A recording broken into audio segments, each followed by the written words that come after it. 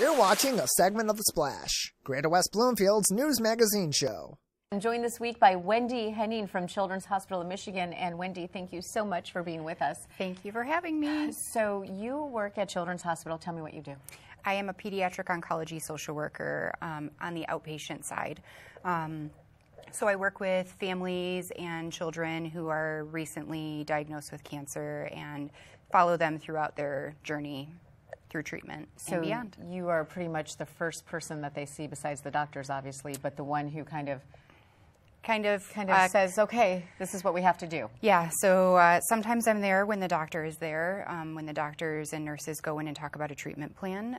Sometimes there's only one of me, and in our institution there are 19 of them, so I can't always be with them. But I typically go in and try and pick up the pieces after if the family is, open to talking to me, and then I just try and be there for them throughout the process. So tell me, how many kids are diagnosed with cancer? 43 a day in the United States, so quite a bit. Mm-hmm. Here in Michigan, my best estimate would be around 300 a year, maybe a little bit higher. We see about 100 plus per year in our institution at Children's Hospital of Michigan in Detroit and Troy. So these kids, when they get diagnosed, obviously the families have suspected something's been going on, right? They've been through a battery of tests. Sometimes. Yeah. And then the diagnosis comes in, and where do you start? It's, always start where they are.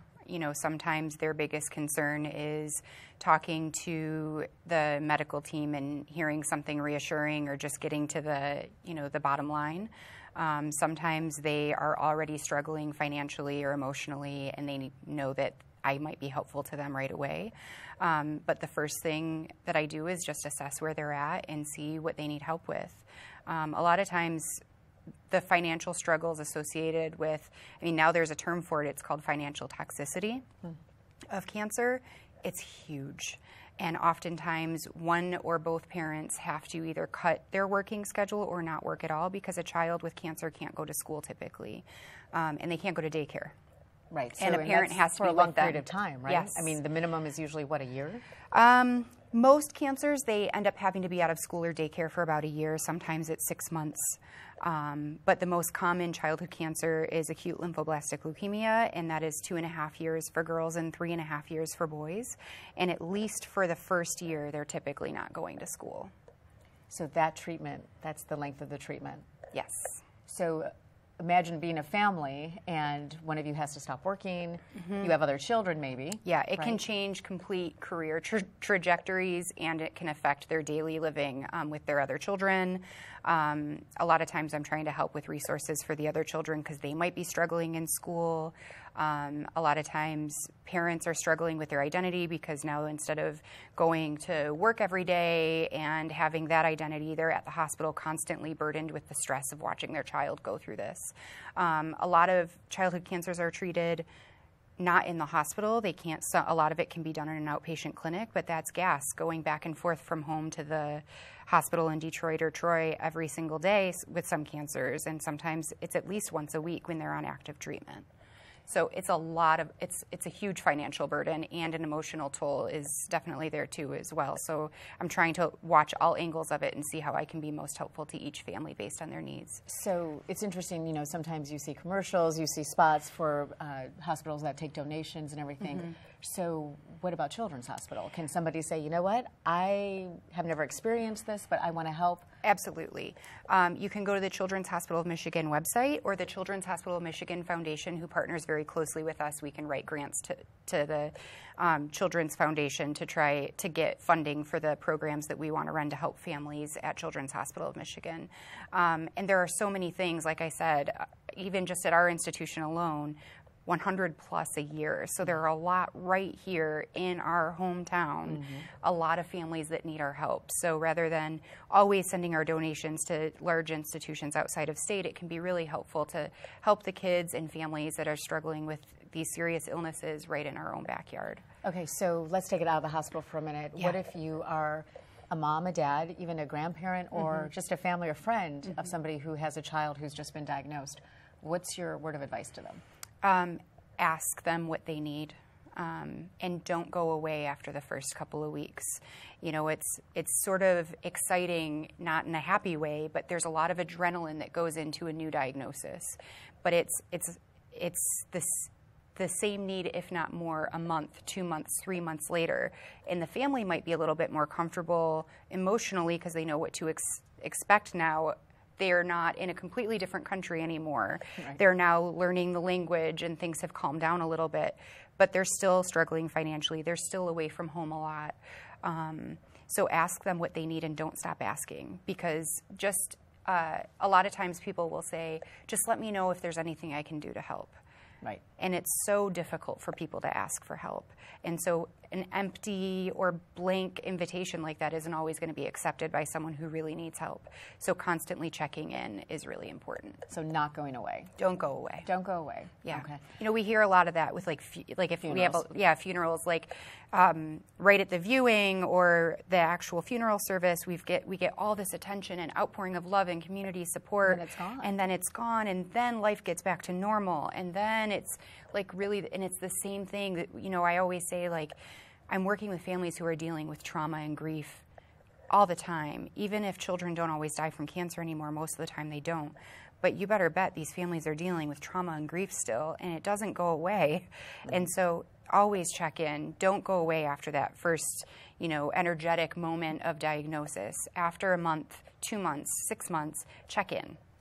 So we talked about there's survivors. Yep. The survival Lots rate is good. Yes. Right? So that's great. For many cancers, it's very good. Not to take away from there's still several cancers that are very scary, and we have a long way to go with them, but we do have a lot of survivors, and we see some amazing things happen. Okay, so let's talk about the survivor part of it. Yeah. Because what you just described, you know, the actual treatment process, but surviving it, and then one day you don't have to go to the hospital. Mm-hmm. One day you can actually go to school. Yeah. And that's a big adjustment. Right. So that sounds like a big, exciting thing, and it really is, and nothing should be taken from that.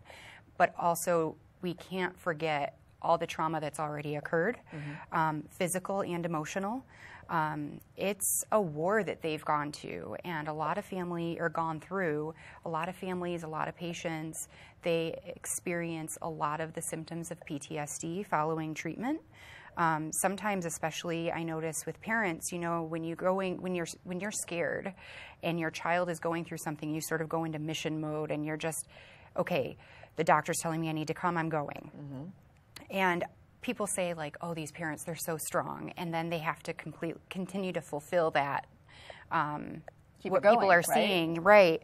And then treatment ends, and suddenly they can let themselves feel again. And that's when parents often come back and say, oh my gosh, I thought this was over, but this is really hard. Mm-hmm. And now I'm scared all the time. So there's a lot of emotional stress that goes on. But then we have young adults who were treated as children, and now all these kids are surviving, and it's wonderful, but they struggle with finding jobs because maybe they can't remember things very well because of all this treatment that they received. A lot of times there are physical implications to cancer treatment. Sometimes their hair doesn't grow back the same way that it was, and that's kind of like the most surfacey one. Right. And then, you know, sometimes they had to get radiation to parts of their body that don't continue to grow, and sometimes that's on their face. Sometimes they have a smaller arm or a smaller part of their face. Sometimes it's brain development. Sometimes it's a limb amputation. But all of these physical things that occur that we see or can't see affect their ability to form relationships. They affect school. They affect their emotional well-being. And they also affect their ability to get jobs later on. So you actually still support the survivors. Yes. Yeah. With a survivor celebration. Yes. So tell me about that. So our Childhood Cancer Survivor Day, also called the Celebration of Life, was started in 1996, I believe, by the oncology social worker at the time who trained me. Recognized that kids are starting to survive a lot more, and the families are still wanting to come together and learn from each other and visit with each other and staff. And it started as like a symposium where they could talk to each other and talk to other survivors and talk to medical staff about their survivorship. And it quickly over the years and it started as like 100 people in our hospital auditorium. Last year we had 1,700 people registered, all survivors and their families. We have some survivors that come that were our patients' children, mm-hmm. treated like 40 plus years ago, and they come with their grandchildren now. And so the kids who are currently going through treatment and the parent and their parents can see these people moving on with their lives, but they can also have that affirmation that, like, oh, they've been through it too, they get me. Right. And that's, so the whole thing, the whole picture is so important from beginning to end. Yep. And everything that happens in between. Everything in between, and regardless of what the ending is, whether it's moving forward, whether it's unfortunately, you know, some losses, and I have the fortune of being able to watch it from beginning to end. And you know, some people say I have, and actually I say end as if there's an end, and it really isn't. It doesn't ever end for these families, but I have that in the ability to see the perseverance and the resilience of humans. I mean, we're amazing. Children, most amazing, but to see what people are capable of. You know, you have a family come in and you think, oh man, this is going to be a mess. And then you see them, even with limited resources, pull themselves through this intensely difficult situation, and it's so rewarding to see. So if you needed help for the Survivor Celebration or donations to the hospital, that can be done? Absolutely. You can contact the Children's Hospital of Michigan Foundation and ask them how you can make a donation. You can go to their website, I believe it's chmfoundation.org, and you can have donations directed toward our Survivor Party. Our Survivor Party is huge to these people, and our staff too. We all love it. We all volunteer for it. We all go on a Saturday, and it's completely run by staff for families. I have families contact me all the time asking how they can help, and we're like, no thank you, this is for you, and it's from us. Nice. And so, but it costs around $50,000 to $55,000 to run every year, so we're absolutely always open to donations. Okay, perfect, thank you. Well, the holidays are coming up. Hopefully people will think about this and want to help kids and also the families. Yes. So thank you so much for joining us. Thank you for having me. And again, we've been joined by Wendi Henning from Children's Hospital of Michigan. Thanks for watching this segment of The Splash. To watch the entire show or other segments, catch us on Comcast Channel 15 and AT&T Channel 99. Or look us up online at thesplash.tv and listen to us every week on 89.3 WBLD, the all-new Lakes FM.